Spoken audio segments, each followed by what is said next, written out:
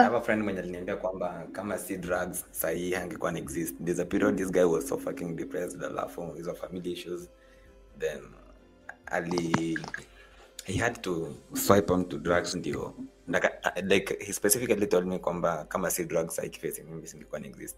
Do you feel kwamba somewhere ni vile watu wameka hii idea kwamba drugs ni vitu mbaya, lakini do you think kwamba somewhere drugs zimekuja zikasaidia our youth? For me mimi nafikiria chenye kusema personally, nimesema sana.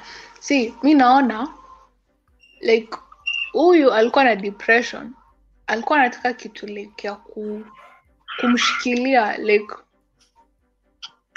how do I put this, is kind of offensive, like a stronghold, unaona, like alikosa comfort kwa kila kitu, akaona drugs. Yep.